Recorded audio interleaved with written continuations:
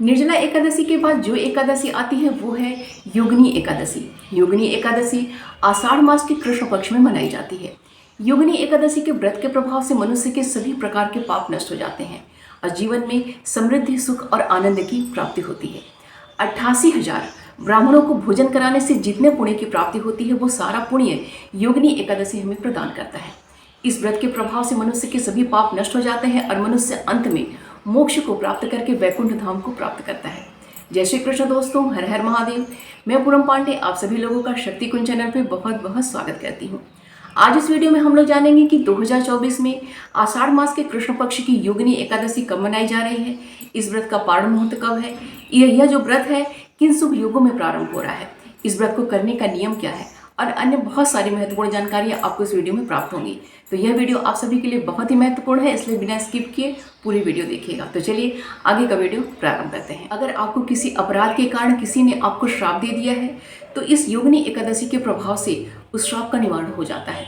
इसके अतिरिक्त अगर आपको किसी प्रकार की स्किन की प्रॉब्लम है या फिर आपको किसी भी प्रकार के शारीरिक रोग से अगर आप ग्रस्त हैं तो इस योगिनी एकादशी के प्रभाव से वो सारी समस्याओं का निवारण हो जाता है। आपको सुंदरकाय या असुंदर रोग की प्राप्ति होती है। योगिनी एकादशी कई प्रकार से बहुत ही ज़्यादा शुभकारी होती है क्योंकि योगिनी एकादशी में समस्त प्रकार के पापों को नष्ट करने की क्षमता है। योगिनी एकादशी आषाढ़ मास के कृष्ण पक्ष में मनाई जाती है।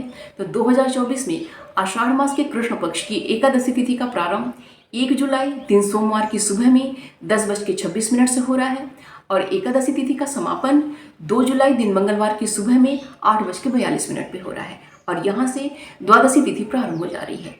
और ये द्वादशी तिथि हमें पूरे दिन और पूरी रात्रि प्राप्त हो रही है जो कि और अगले दिन अर्थात 3 जुलाई की सुबह में 7:10 पे द्वादशी तिथि समाप्त हो रही है। तो इस प्रकार उदय तिथि के आधार पे और एकादशी और द्वादशी तिथि के संयुक्त होने के आधार पे अर्थात उनके मिश्रित होने के आधार पे यह योगिनी एकादशी 2 जुलाई दिन मंगलवार को मनाई जा रही है। स्मार्तों और वैष्णव सभी की योगिनी एकादशी 2 जुलाई दिन मंगलवार को ही मनाई जा रही है और इस्कॉन मंदिर में भी योगिनी एकादशी 2 जुलाई दिन मंगलवार को ही मनाई जा रही है।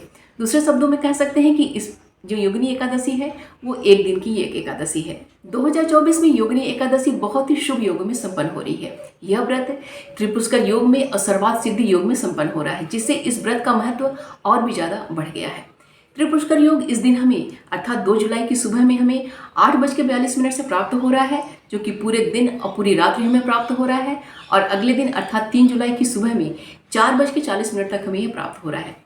इसी प्रकार सर्वार्थ सिद्धि योग 2 जुलाई की सुबह में 5:27 से ये प्रारंभ हो जा रहा है जो कि पूरे दिन और पूरी रात्रि हमें प्राप्त हो रहा है और अगले दिन अर्थात 3 जुलाई की सुबह में हमें 4:40 तक ये हमें प्राप्त हो रहा है। तो इस प्रकार देख रहे हैं कि ये दोनों ही योग त्रिपुष्कर योग और सर्वार्थ सिद्धि योग हमें पूरे दिन और पूरी रात्रि प्राप्त हो रहे हैं। तो त्रिपुष्कर योग में हम जो भी शुभता का कार्य, मंगलकारी कार्य करते हैं, इस दिन हम जो भी मंत्र जाप करेंगे, स्तोत्र पाठ करेंगे, भजन कीर्तन करेंगे, पूजा आराधना करेंगे, उसका जो पुण्य हमें प्राप्त होगा वो 3 गुना बढ़ के प्राप्त होगा। इसी प्रकार सर्वार्थ सिद्धि योग में हम जो भी शुभता और मंगलकारी कार्य हम करते हैं तो हमारा जो कार्य है वो अवश्य सफल होता है और वह कार्य जो है अवश्य ही सिद्ध होता है। तो इस प्रकार 2024 की योगिनी एकादशी अनंत पुण्य प्रदान करने वाली है। योगिनी एकादशी का पारण मुहूर्त अर्थात व्रत खोलने का जो समय है वो 3 जुलाई दिन बुधवार की सुबह में 5:12 से लेकर सुबह में 7:10 तक है। एकादशी व्रत का पारण हमेशा पारण मुहूर्त में ही करना चाहिए, तभी इसका पुण्य हमें प्राप्त होता है। बहुत सारे लोगों के मन में यह संशय होता है, उनका यह प्रश्न रहता है कि एकादशी व्रत का हमें पारण किस चीज़ से करना चाहिए।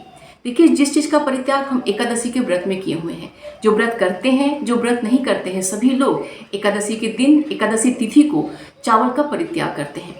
तो जिस चीज़ का हमने परित्याग किया है उसी चीज़ से हमें इस व्रत को खोलना बहुत ही ज़्यादा शुभकारी होता है। तो एकादशी का जब भी हम पारण करें अर्थात जब भी हम इसका अपना व्रत खोलें तो चावल से ही खोलना अत्यंत शुभकारी, अत्यंत फलदायी माना जाता है। योगिनी एकादशी के दिन सुबह जल्दी उठ के स्नान करना चाहिए, उसके पश्चात व्रत का संकल्प लेना चाहिए। उसके पश्चात घर के मंदिर में या फिर अलग से एक चौकी की स्थापना कीजिए और चौकी पे 7 प्रकार के अनाज जिसमें है उड़द, मूंग, गेहूँ, चना, जौ, बाजरा और चावल, ये 7 प्रकार के अनाजों की एक ढेरी बना के उस ढेरी के ऊपर कलश की स्थापना कीजिए और उस कलश में आम या अशोक के पत्तों का प्रयोग कीजिए। कलश के ऊपर भगवान विष्णु की मूर्ति या उनकी प्रतिमा की स्थापना कीजिए, या फिर कलश के ऊपर आप नारियल भी रख सकते हैं और बगल में भगवान विष्णु की मूर्ति या फिर उनकी प्रतिमा की स्थापना आप कीजिए। उसके पश्चात भगवान विष्णु की विधि विधान से पूजन अर्चन कीजिए, उन्हें पीले पुष्प अर्पित कीजिए, जो सीजनल फल हैं वो उन्हें अर्पित कीजिए, उन्हें धूप दीप दिखाइए, उनकी आरती कीजिए। योगिनी एकादशी व्रत का कथा का श्रवण कीजिए, विष्णु सहस्त्र नाम का पाठ कीजिए, जिस मंत्र का आप जाप करते हैं उस मंत्र का आप जाप कीजिए। जो भी आप अपना पूजा का नियम अपनाते हैं उस प्रकार से आप पूजन संपन्न कीजिए। उसी प्रकार से संध्या काल में पुनः भगवान विष्णु की पूजा आराधना कीजिए और व्रत के अगले दिन जब व्रत का पारण मुहूर्त आ जाता है तो उसमें किसी ब्राह्मण को कुछ दक्षिणा मतलब कुछ खाने की सामग्री दक्षिणा के साथ उन्हें दीजिए और उसके पश्चात चावल से अपने व्रत का पारण कीजिए।